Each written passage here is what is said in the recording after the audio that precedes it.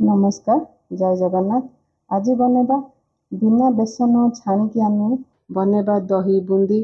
बिना बेसन छाणिकी दही पकड़ी आपण दही रायता दही कढ़ी आपण आज रेसिपी ना आपण जोटा भी दे पारे। गोटे रेसिपी आपण तीन टा मजा नहीं पारे। आपण मन स्वागत कर देसी फूड कोर्ट ओडिशा को। मुझे टिके खट्टा दही नहीं गोटे गिना खट्टा दही नहीं पूरा खट्टा नुह टिके खट्टा दही हेले रेसिपीटा भल लगे। तो दही को भल से मिक्स करनबा। आपण चाहिए टिके ग्राइंड करके भी नहीं पारे। तो दहीटा टिके टिके माने छिछिड़ा टाइप रहिले कढ़ीटा भी दही बूंदी जोटा भी कही पारे आपण तो भल लगे। तो ये स्वाद अनुसार लुण दे देछि। तो आज गोटे रेसिपी आप तीन टार स्वाद पाइपर। वीडियोटा प्रथम रू शेष जाए देखु। ये गोटे चमच हलदी गुंड देछि गोटे छोट चमच रे। ये गोटे चमच जीरा गुंड। ये गोटे चमच धनिया गुंड। ये गोटे चमच खड़गपुर मसला गुंड। जदि आपण पारे खड़गपुर मसला गुंड नहीं आपण ये लंका गुंड यूज करेंगे जोटा कि राग लंका गुंड। खड़गपुर मसला गुंड रे रसुण पड़ो बहुत सारा मसला पड़ो तो यार टेस्ट बहुत भल आसे। तो देखिए गोटा गोटा रसुण जोटा कि सुखा करके मसलाटा बना होता है। ये भल से फेंटिला मुझे जी ग्रेवी आपण को दरकार से अनुसार ये पानी ऐड करने। मुझे गोटे गिना दही को मुझे 1.5 गिना ये पानी ऐड करनी। तो भल से गोल नेबा।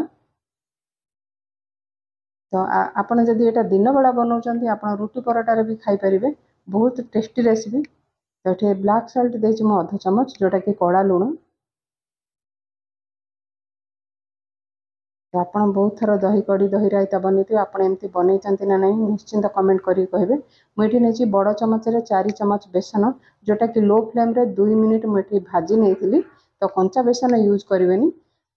तो ये माने 4 चमच ये बेसन यूज कर दही कड़ी बने से अनुसार बेसन को भाजिकी ने। तो 1/2 चमच लुण देछि। अल्प पिंच टब हलदी गुंड देछि। ये राग लंका गुंड 1/2 चमच देछि। तो गोटे बहलिया आम बेसन ये घोल बनई ना। तो अल्प अल्प पानी ऐड करके भल से फेंटिकी गोलेबे ना गोटा गोटा रही।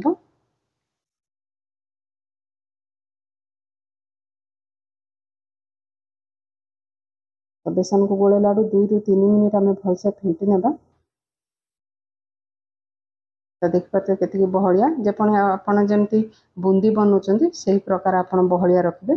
तो बेसन को जिते गोलाउं 2-3 मिनिट भल से फेंटी नेले आमर बूंदीटा कि जो पकड़ी आप बड़ साइज भी बनइबे तो भल से आमर बनइबो। एठी गैस रेट ऑन करके आम मीडियम फ्लेम रे 3 ରୁ 4 मिनिट आम बॉयल होगा देवा।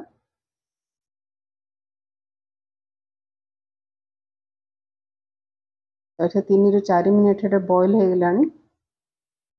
तो ये भल से फुटीगला। फुटीगला ये गैस रेट लो करनबा।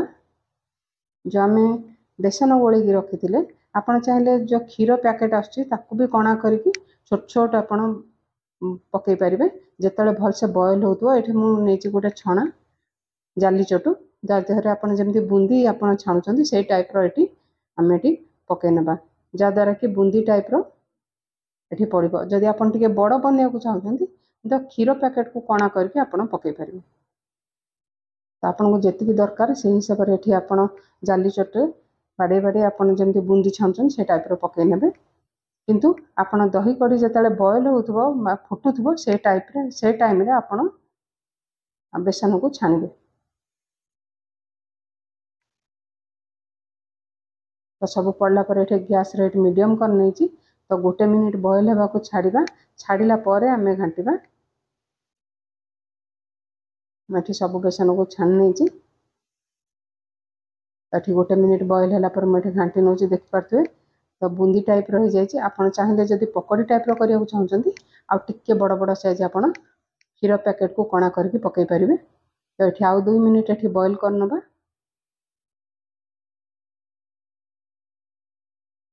तो ये भल से आमर भल से सीझीगला आम जो पकड़ी बूंदी पकई थे आ बहुत भी नरम आ बहुत टेस्टी बनुचे। निश्चिंत थे ट्राए करूँ। तो ये गैस रेट बंद करनी।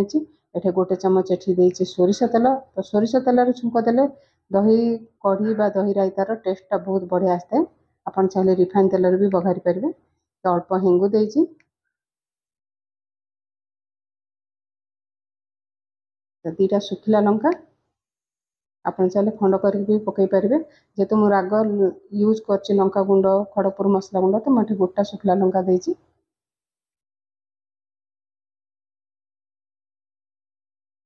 ये गोटे चम्मच पंच फुटण देइछि। तो आज वीडियो जदि आपन भल लगुच तो वीडियो गोटे लाइक करनी, चैनल नुआ थे चैनल को सब्सक्राइब करने को जमार भूलें। तो गोटे मीडियम साइज पियाज को मुझे छोट छोट काटिक पकई। तो पियाजर कलर चेंज है जाए भाजी ना। तो ये मुझे 3-4टा रसुण को छेचिकी देछि चोपा सहित, तो यहाँ भल बास्ना हम। तो पियाज सहित भी रसुण को भी टिके भाजी ना। तो दही कड़ी माने भुर्संगा पत्र निहाती दरकार, तो निश्चिंत फ्रेश भुर्संगा पत्र ऐड करूँ, बास्ना बहुत भल दब। तो ये काश्मीर लंका गुंड भल कलर पर गोटे चम्मच देछि।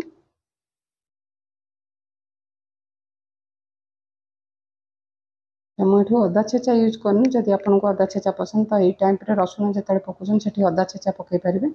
तो ये भाजी है गैस रेट लो करके आम जो दही कड़ी बनई ये पकई ना।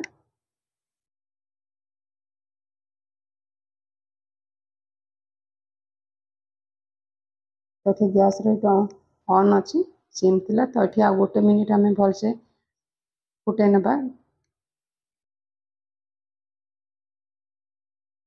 तो ये ठंडा है बहुत बहलिया हो।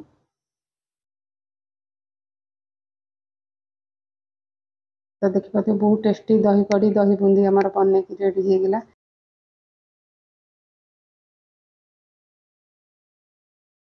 तो आप चाहिए ये ऊपर धनिया पत्र भी दे पारे। तो मुझे भुर्संगा पत्र स्मेलटा बहुत भल आसो। तो मुझे भुर्संगा पत्र यूज कर। तो ये अधा चामच गरम मसला गुंड देछि। तो सबको भलसे मिसई ना। और रेसिपीटा ट्राए करूँ, आपण मनकर केमती बनथिला निश्चिंत कमेंट सेक्शन रे कमेंट करनेबे।